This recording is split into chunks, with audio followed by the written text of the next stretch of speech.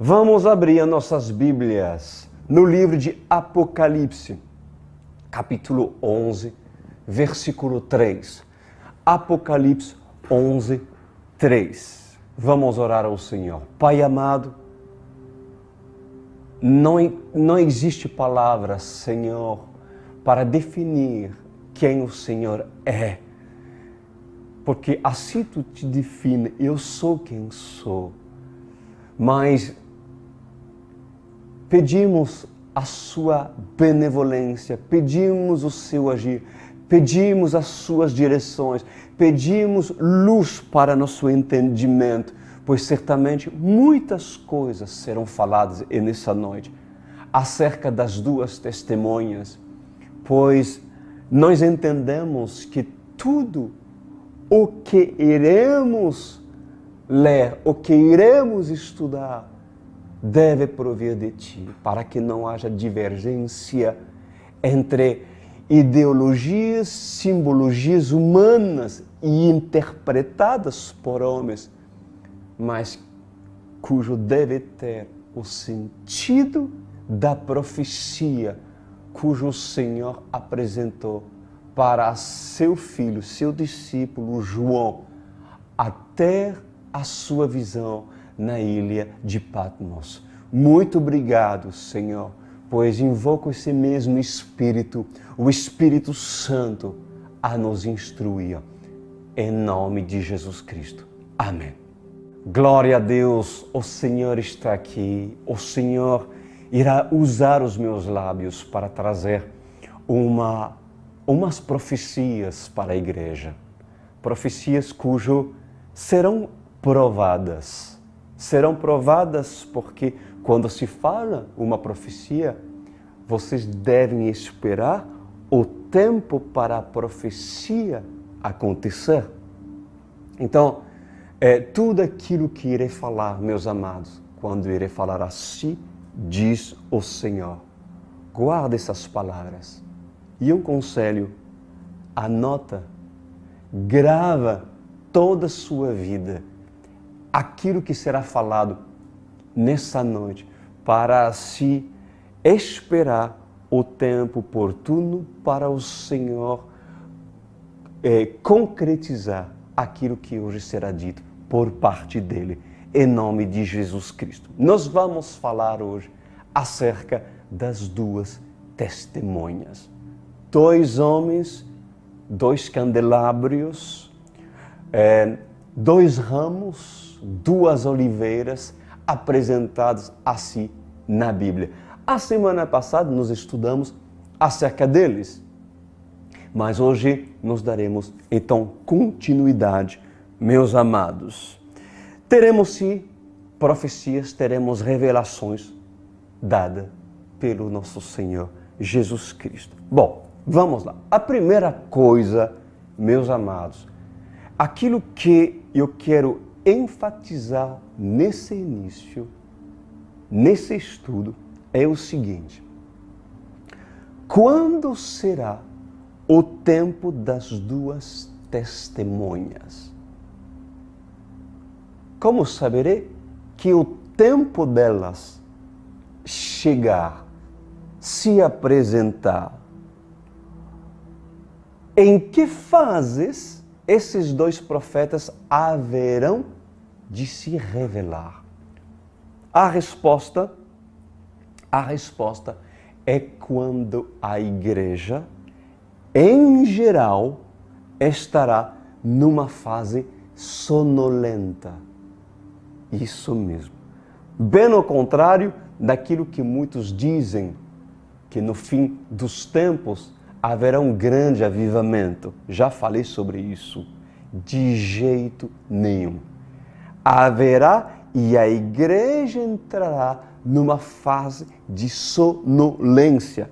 E está justamente indicado em Mateus 25:1. Veja o que diz acerca da parábola das 10 virgens. O reino dos céus será, pois, semelhante a 10 virgens que pegaram suas candeias e saíram para encontrar-se com o noivo. 5 delas eram insensatas e 5 eram prudentes. As insensatas pegaram suas candeias, mas não levaram óleo. As prudentes, porém, levaram óleo em suas vasilhas, junto com suas candeias. O noivo demorou a chegar e todas ficaram com sono e adormeceram. À meia-noite, ouviu-se um grito: o noivo se aproxima, saiam ao encontro. Então, todas as virgens acordaram e prepararam suas candeias.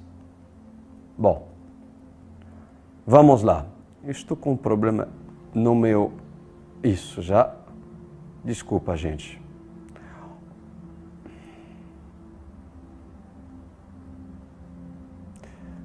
Glória a Deus. Presta atenção, meus amados, à condição espiritual no fim dos tempos.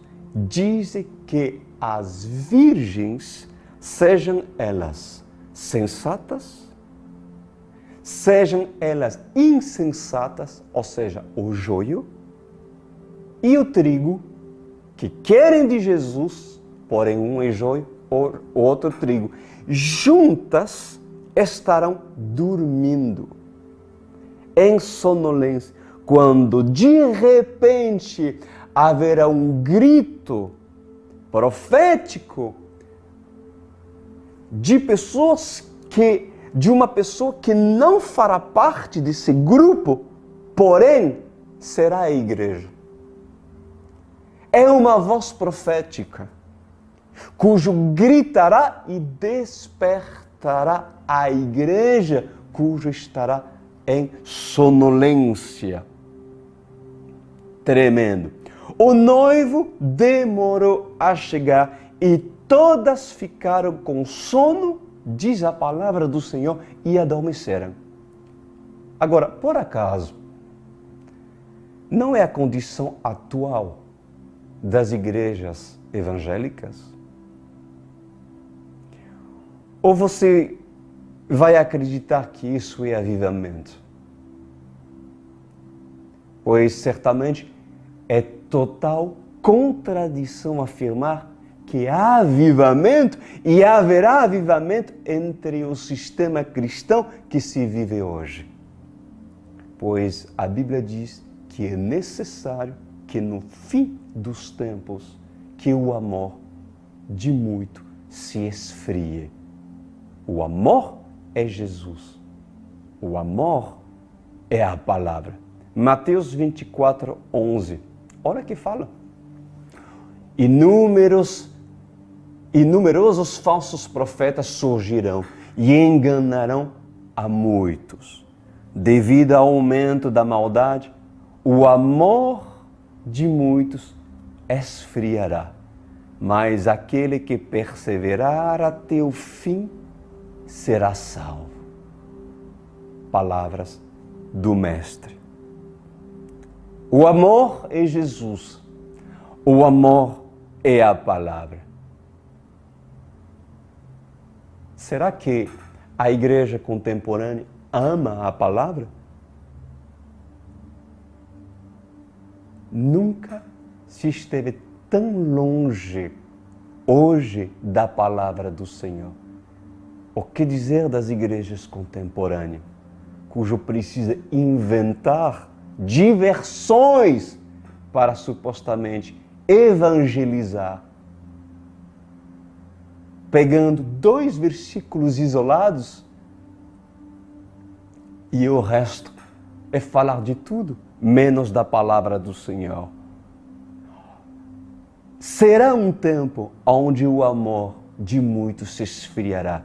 E no versículo 6 diz assim: à meia-noite ouve-se um grito. O noivo se aproxima, saiam ao encontro. Então todas as virgens acordaram e prepararam suas candeias. A parábola das 10 virgens, meus amados, presta atenção, ela é a revelação da condição da igreja que o Senhor irá encontrar e também ela revela como acontecerá o seu despertamento. Como ela irá acordar? De que forma? Pelo grito de um profeta. Pelo grito de um profeta. Há um grito, amada igreja.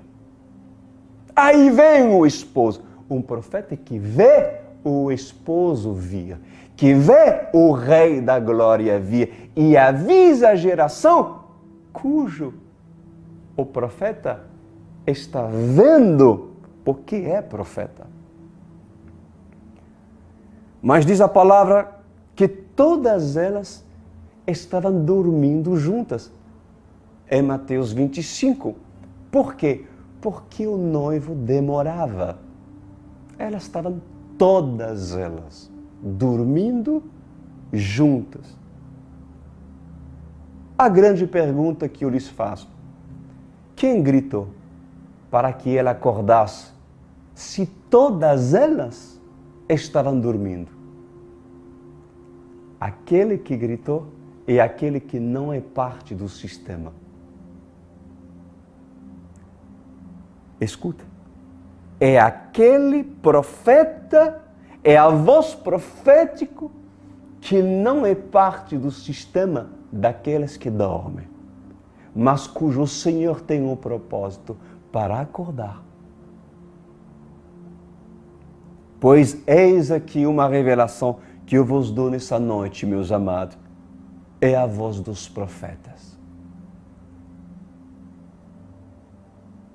E por que devem ser profetas? É fácil. Só um profeta, aquele que vê o noivo voltando, é capaz de pegar a trombeta e acordar o arraial inteiro para que o som da trombeta acorde Israel, a fim que prepare a sua tenda para sair para onde a nuvem os guiar. Quem tem ouvidos para ouvir, ouça. E quem são esses profetas que vão gritar para que se coloque ordem no arraial e preparar a noiva que estará dormindo? Quem são esses? A Bíblia fala desses profetas? Profetas, sim, cujo terão autoridade outorgado pelo Todo-Poderoso para endireitar o que estiver torto. Por acaso, igreja, antes da primeira vinda do Messias, 2000 anos atrás, né? Antes disso, não foi necessário um profeta como João Batista para colocar os pontos nos i? A fim de preparar o povo para apresentar o Rei dos Reis?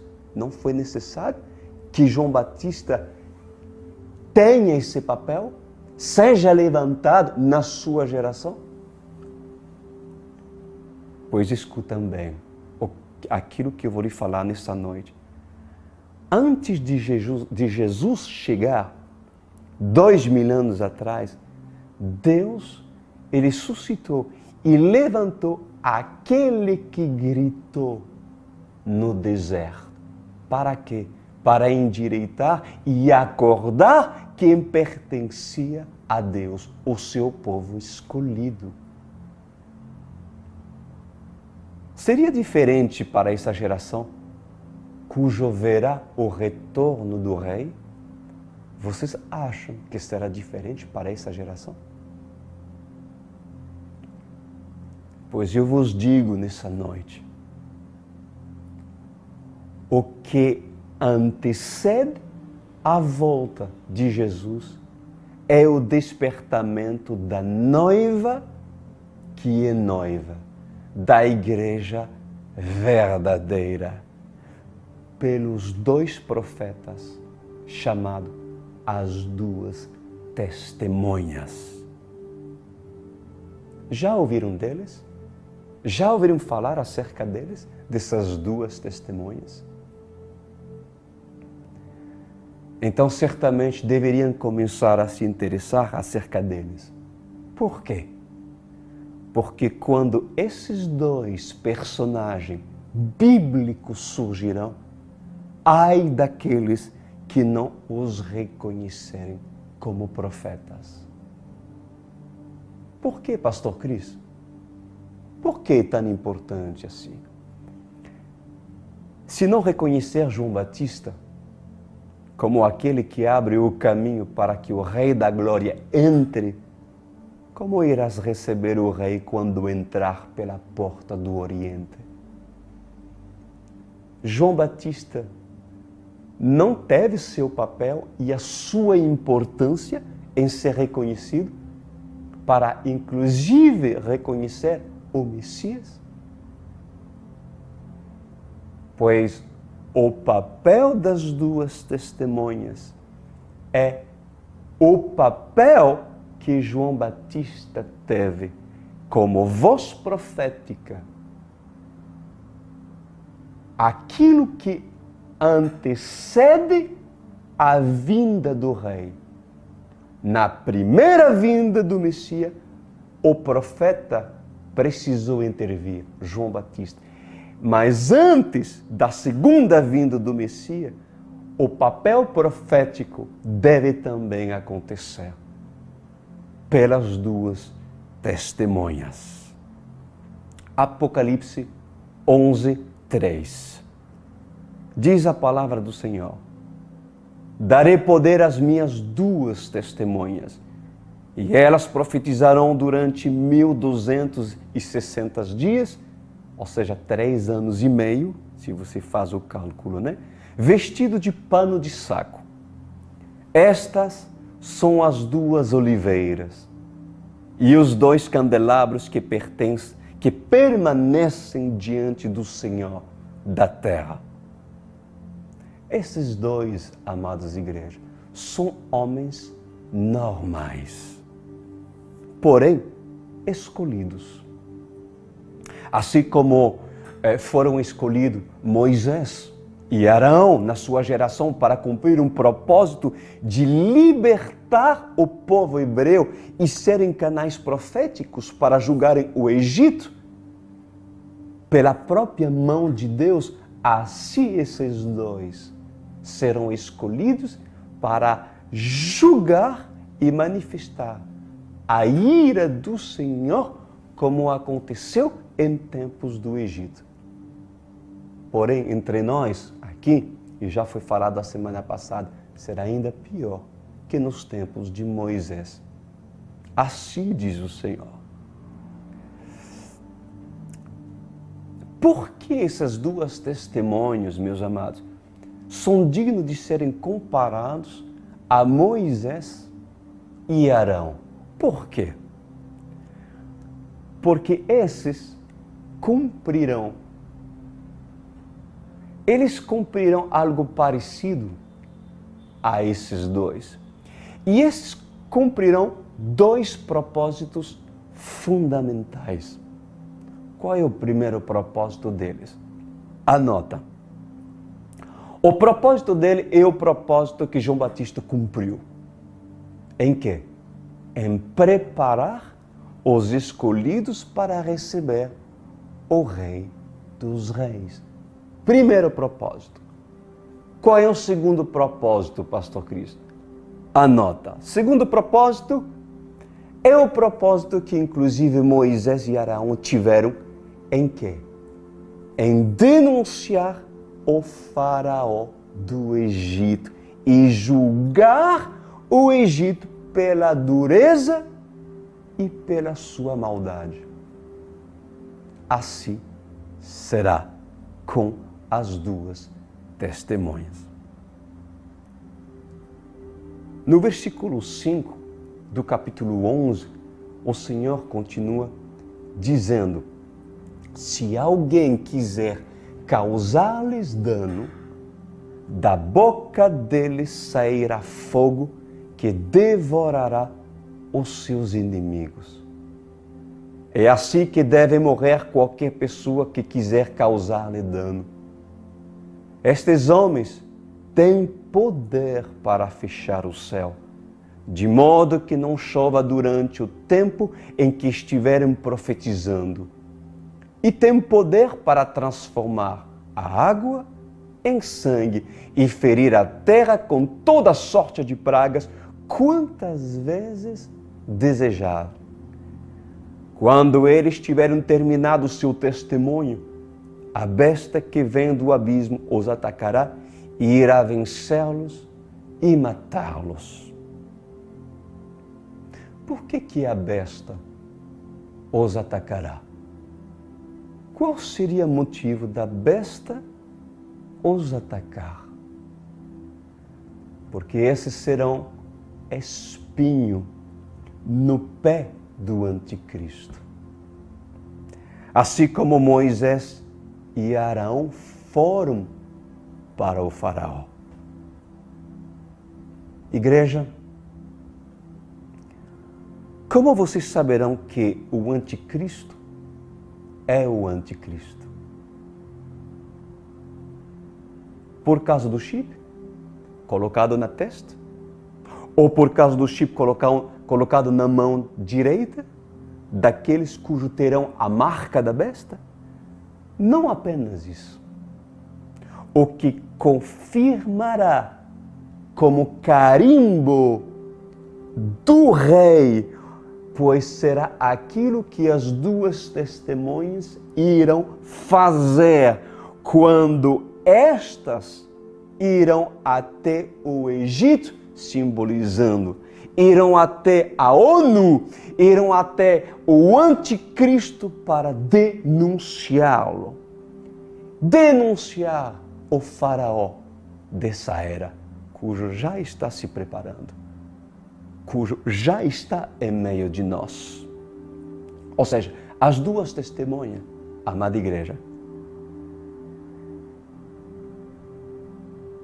se os reconheceram, irão denunciar o anticristo, o falso profeta e também a besta, e apontarão para esses, dizendo: vocês são você é o anticristo e você é o falso profeta. Eles apontarão para esses. E claro que esses serão odiados de todos, mas da noiva serão muito amados. Que coisa linda! Zacarias fala acerca deles. Sabia disso? Aonde, pastor Cris? Zacarias 4:1. Veja o que disse Zacarias acerca deles, profeta Zacarias, no Antigo Testamento. Depois o anjo que falava comigo tornou a despertar-me, como se desperta alguém do sono, e me perguntou: o que você está vendo? Respondi: vejo um candelabro de ouro maciço, com um recipiente para azeite na parte superior e 7 lâmpadas e 7 canos para as lâmpadas. Há também 2 oliveiras junto ao recipiente, uma à direita e a outra à esquerda.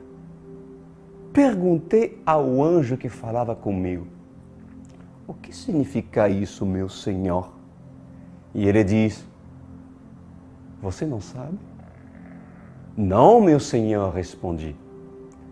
No versículo 10, diz assim: então ele me disse: estas 7 lâmpadas são os olhos do Senhor, que sondam toda a terra. A seguir perguntei ao anjo: o que significa estas 2 oliveiras, à direita e à esquerda do candelabro? E perguntei também: o que significa esses 2 ramos de oliveira ao lado dos 2 tubos de ouro que derramaram azeite dourado? E ele diz: Você não sabe? Não, meu senhor, respondi. Então o anjo disse, são os 2 homens que foram ungidos para servir o soberano de toda a terra. Aleluia! Esses 2 homens ungidos, amados, que servem o Senhor de toda a terra, são as 2 testemunhas que Zacarias viu. Na lei, no Antigo Testamento. E esses 2 homens são comparados também a um candelabro. São comparados a um castiçal, a menorá. Por que serão comparados a isso? Porque eles serão a perfeita e completa referência da igreja chamada noiva de Cristo dos últimos tempos, do fim dos tempos. Nós estamos no fim dos tempos. Por acaso, podem 2 sacerdotes acender as lamparinhas do candelabro sem que antes esses tenham recebido o óleo para derramá-lo? Zacarias viu que esses que estavam sendo derramado óleo sobre eles. Para quê? Para derramá-lo sobre a igreja do fim dos tempos. Para uma geração que diz ser de Cristo, diz ser do Senhor, diz estar preparado para o arrebatamento da igreja, diz estar preparado para enfrentar o anticristo, pois essa deverá primeiramente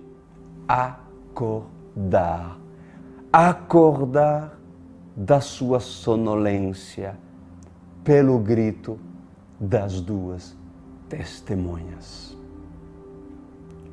Por acaso, esses, sendo chamado de castiçal ou sendo chamado de candelabros, não teriam eles a unção para acender todas as lamparinhas? Obviamente que sim. Obviamente que sim. Pois o conselho, o espírito do conselho está sobre esses. O espírito do temor está dentro desses 2. O espírito do conhecimento da vontade de Deus está neles. O espírito da fortaleza está sobre eles e dentro deles, porque um será valente e o outro será coragem. A sabedoria estará neles. O entendimento, ou seja, a inteligência, os acompanhará e o Espírito Santo estará dentro deles e sobre eles. Apocalipse 11:6 em adiante. Olha que diz a palavra. Estes homens têm poder para fechar o céu, de modo que não chove durante o tempo em que estiverem profetizando. E têm poder para transformar a água em sangue e ferir a terra com toda sorte de praga, quantas vezes desejarem. Pois agora, assim diz o Senhor dos Exércitos. Presta atenção. Nada aqui são palavras minhas. Apenas eu repito o que o Espírito Santo falou antes de me assentar aqui e falar. Presta atenção. Encherei as minhas 2 testemunhas de autoridade e darei para elas liberdade.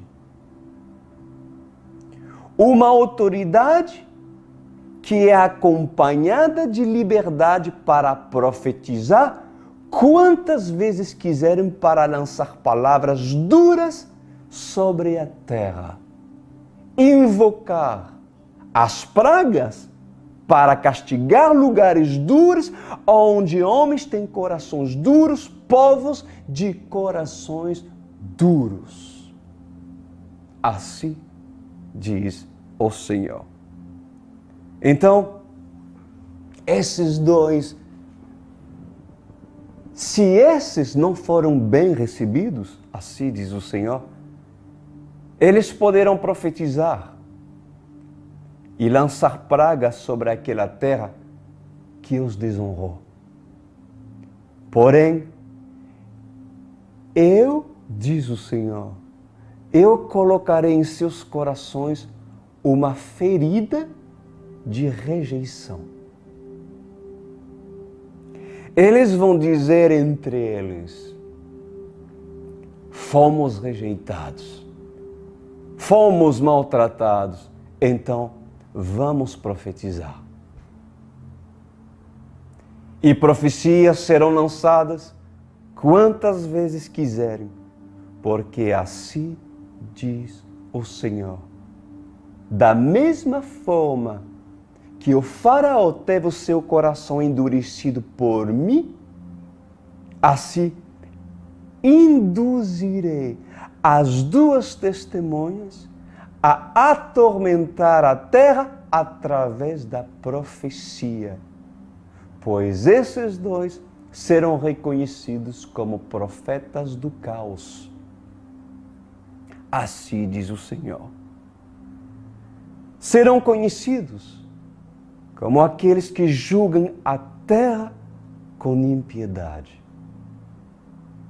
e com muita ira. E dirão a respeito deles, esses dois certamente não são de Deus.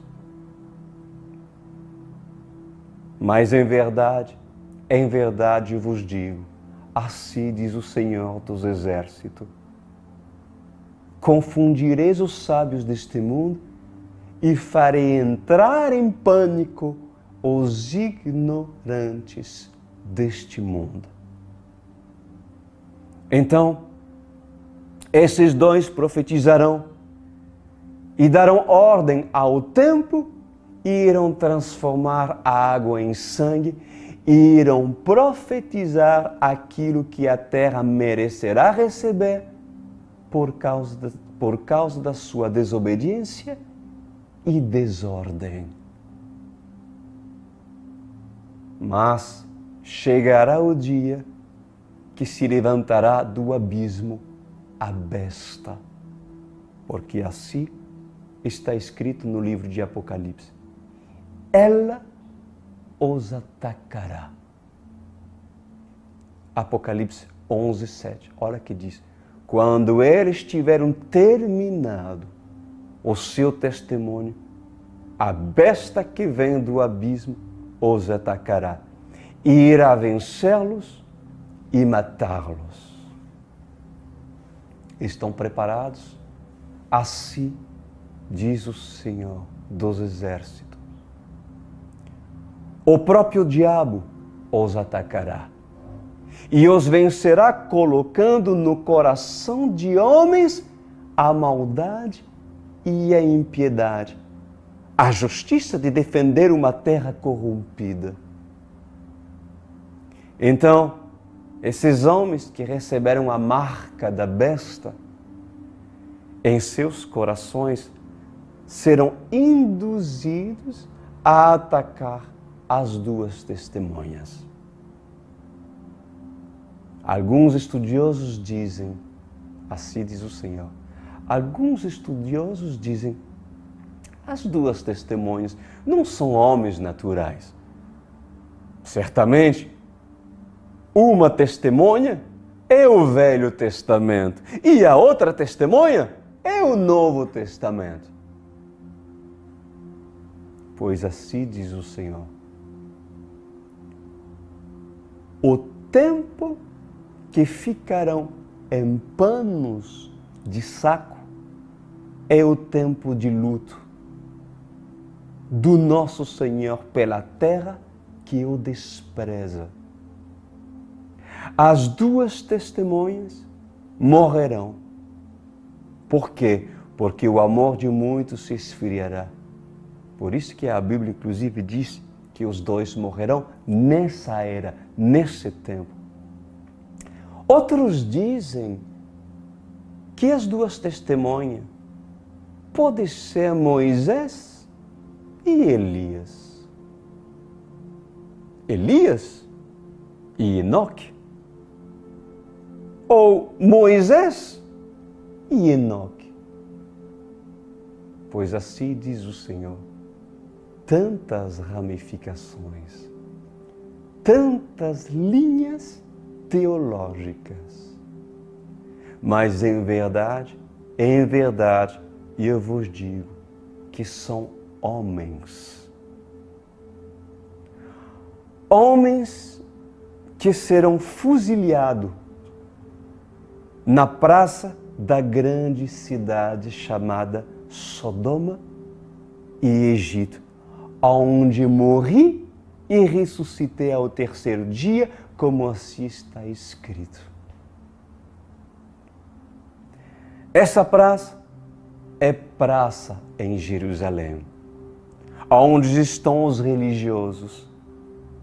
E os rabinos religiosos passarão por esses dois e olharão com olhar de desprezo e erguerão os seus queixos dizendo: O que isso significa? Significa que eles vão dizer em seus corações: mais uns agitadores a quererem entender das nossas leis. Góis imundos que querem ser santos. Góis para um judeu são aqueles que não são judeus. Todos que não são judeus, eles os chamam de góis. Pois esses dirão, mais uns agitadores que querem entender as nossas leis, góis imundos que querem ser santos. Pois há 2000 anos atrás, teve um agitador qualquer parecido que se julgava ser o Messias. E agora, vem esses dois. Feliz estou pela morte desses dois. É isso que eles vão dizer.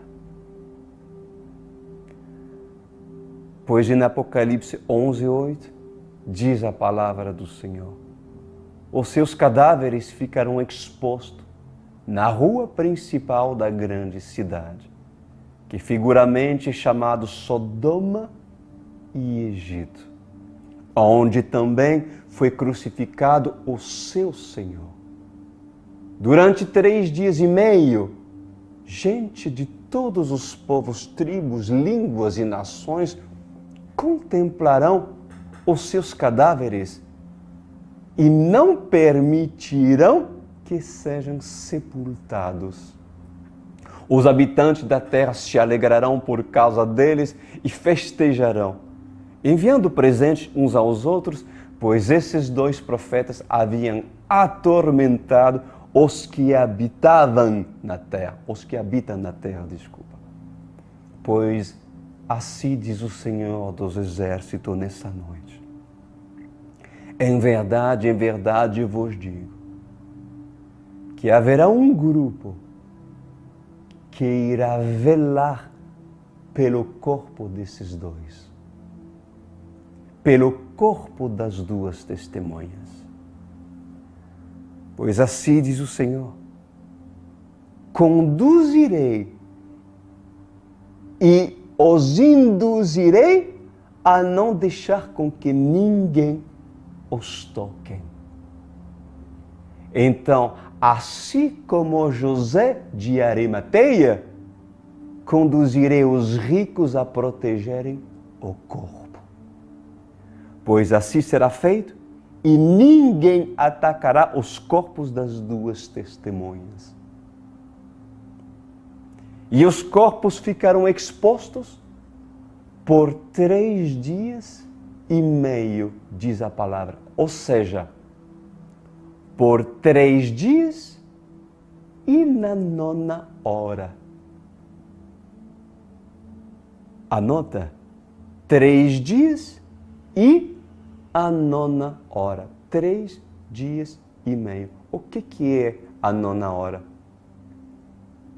3 horas da tarde, 15 horas. Às 15 horas, às 3 horas da tarde, esses ressuscitarão, porque virá sobre eles um vento impetuoso que entrará nas suas narinas e os ressuscitará, porque assim diz a palavra do Senhor. Os corpos ficarão expostos por 3 dias e meio. Ou seja, por 3 dias e a 9ª hora, 15 horas da tarde, eles irão ressuscitar. Pois assim continua dizendo o Senhor, esse espaço de tempo de 3 dias e meio é necessário. É necessário para que suas almas e seus espíritos naveguem até o abismo. É o tempo necessário para atravessarem as fronteiras e o mundo desconhecido. É o tempo necessário para visitar o inferno. É o tempo necessário para ver aqueles que estavam presos. É o tempo necessário para ressuscitar, porque ao terceiro dia o meu poder e a minha glória abrirão o abismo. E então, na terra virá um grande vento impetuoso sobre todos aqueles que estarão sobre a grande praça, chamado de Egito e Sodoma. E o vento soprará nas narinas das 2 testemunhas, e assim, quando o vento soprar, haverá fôlego de vida, e esses se levantarão do seu lugar. Apocalipse 11 diz assim, mas depois dos 3 dias e meio, entrou neles um sopro de vida da parte de Deus. E eles ficaram em pé. E um grande terror tomou conta daqueles que os viram. Então eles ouviram uma voz forte do céu que lhes disseram, subam para cá. E eles subiram para os céus numa nuvem, enquanto seus inimigos olhavam. Naquela mesma hora houve um forte terremoto e 1/10 da cidade ruiu. 7.000 pessoas foram mortas no terremoto. Os sobreviventes ficaram aterrorizados e deram glória ao Deus dos céus. Pois assim diz o Senhor dos exércitos. A terra vai tremer e temer. O susto será tão grande que tomará conta das nações. Alguns irão dizer, verdadeiramente, esses 2 eram profetas. Outros vão dizer, isso não é possível.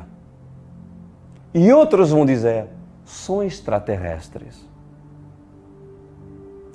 Então, assim diz o Senhor dos Exércitos, eu abrirei os céus e eu chamarei pelo novo nome e direi, subam para cá. Então, quando isso acontecer, um grande terremoto vai tomar conta. Morrerão naqueles dias 7.000 homens da impiedade e da dureza do coração. O temor e tremor tomará conta das pessoas pelo grande terremoto. Assim diz o Senhor. Então, o grande anjo vai tocar uma das trombetas e irá anunciar o meu juízo. Os 24 anciões irão se prostrar em adoração e irão dizer, chegou o grande dia do nosso Senhor. Então eu me levantarei do meu assento e com esplendor de glória corrigirei a terra e todos os ímpios da terra, pois eu sou quem sou. Assim diz o Senhor. Apocalipse 11:14 diz: o segundo aí passou, o terceiro aí virá em breve. O sétimo anjo tocou a sua trombeta. E houve fortes vozes nos céus que diziam: o reino do mundo se tornou do nosso Senhor e do seu Cristo, e Ele reinará para todo sempre. Os 24 anciões, está escritos, que estavam assentados seus tronos diante de Deus, prostraram-se sobre os seus rostos e adoraram a Deus, dizendo: graças te damos, Senhor, Deus Todo-Poderoso, que és e que eras, porque assumiste o teu grande poder e começastes a reinar. As nações se iraram. Isso são palavras dos 24 anciões. As nações se iraram e chegou a tua ira. Chegou o tempo de julgardes os mortos e de recompensar os teus servos, os profetas, os teus santos e os que temem o teu nome, tanto pequeno como grande, e de destruir o que destroem a terra.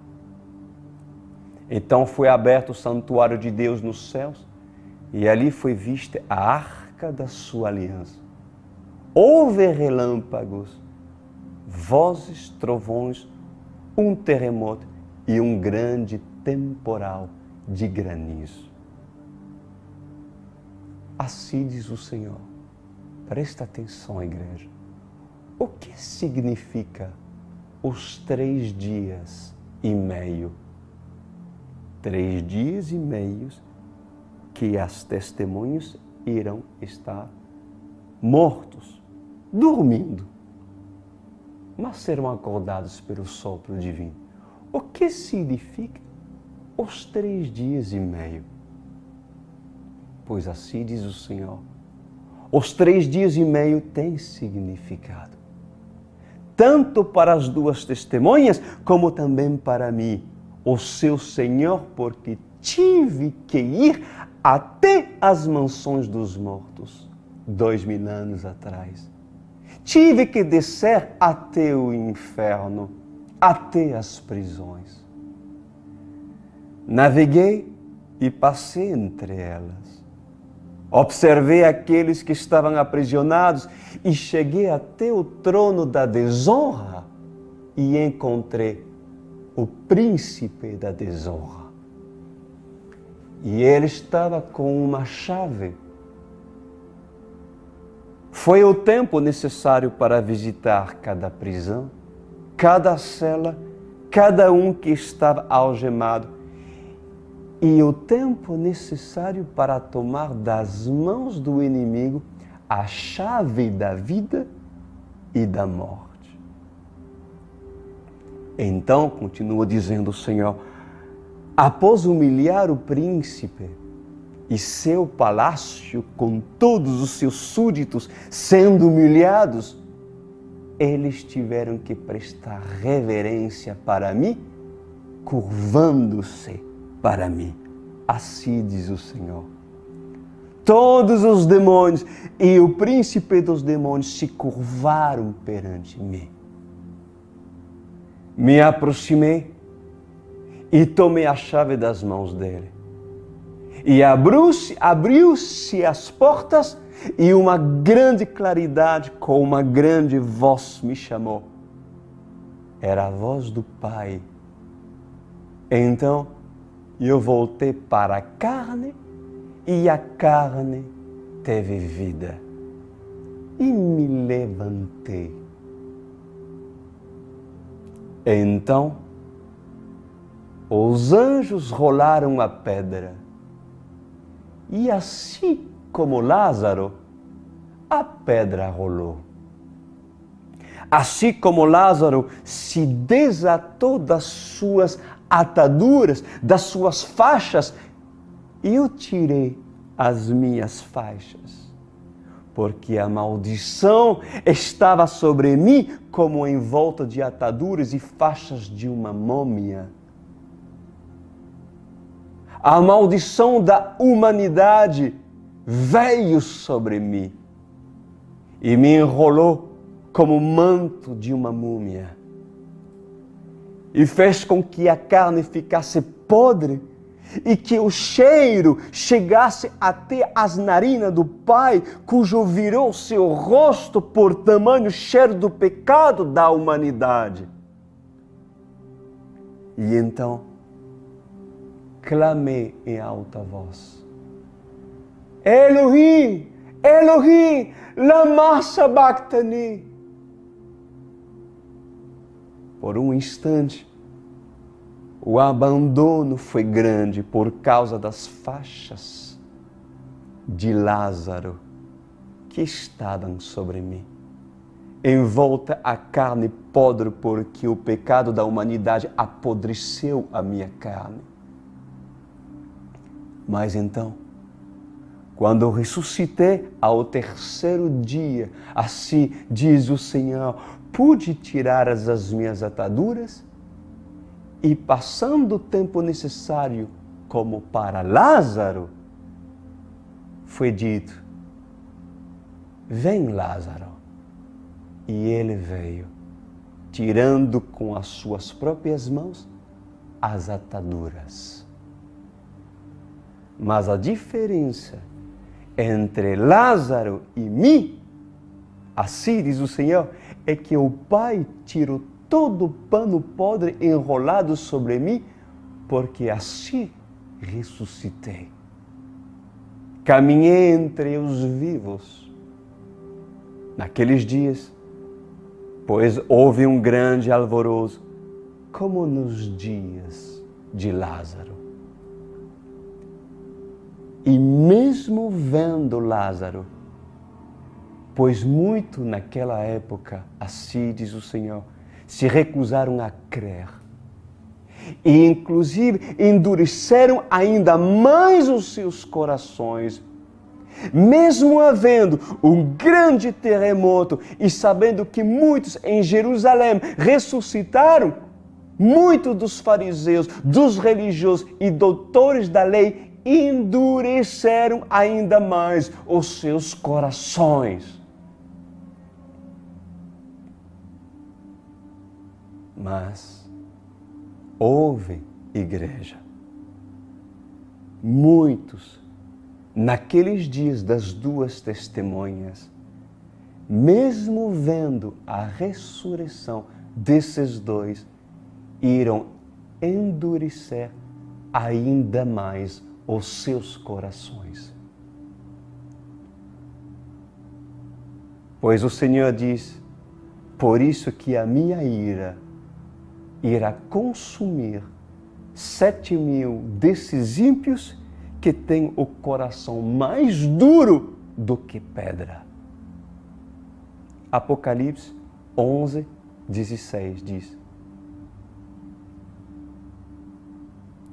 os 24 anciãos que estavam sentados em seu trono diante de Deus prostraram-se sobre seus rostos e adoraram a Deus, dizendo: graças te damos, Senhor Deus Todo-Poderoso, que és e que eras, porque assumiste o teu grande poder e começaste a reinar. Olha só o que ele diz, versículo 18. As nações se iraram e chegou a tua ira. Pois assim diz o Senhor: em verdade vos digo, os 24 anciões se prostraram e agradeceram em dizer, olha o que eles disseram em agradecimento, de forma de agradecer o Senhor, né? Alegramo-nos, dizem eles, pois a ira do Senhor veio.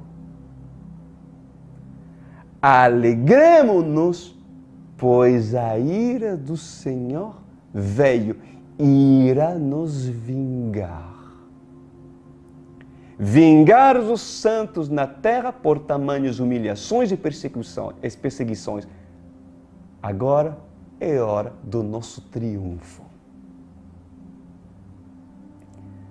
E falando de Jonas, assim diz o Senhor, falando de Jonas, qual foi o tempo necessário que ele teve nas entranhas do grande peixe? Não foi a mesma simbologia, estando ele num lugar impuro, apodrecendo? E o cheiro tomando conta como se fosse de enxofre? Pois em verdade eu vos digo que é necessário o tempo para que tudo se cumpra, seja no céu, na terra ou debaixo da terra aonde está o abismo. E o que dizer das águas? Pois o cumprimento também é válido para as águas, assim diz o Senhor. Eu julgarei a terra e tudo que nela há, assim diz o Senhor. Enviarei as minhas 2 testemunhas, porque foram escolhidas para profetizarem sobre as nações. Foram escolhidos para separar o joio do trigo. Então, darei o poder para esses, quando estiverem prontos para receber o poder. As suas profecias serão coerentes e fiéis e necessárias. Não serão apenas profecias lançadas no vento, mas serão profecias de um grande firmamento. Assim diz o Senhor. Amém, igreja? Conseguiram reconhecer a voz do Senhor, seu Deus? O Senhor está vos preparando. O Senhor está nos preparando. Porque, certamente, esse ministério da Online World Church não será pego de surpresa. Será uma igreja preparada. Eu creio nisso. É meu dever, como pastor presidente desse ministério. Oremos. Pai amado, como não lhe ver?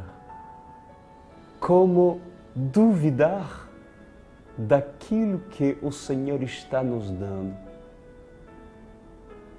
Como não ver a sabedoria nas suas palavras? E como não ver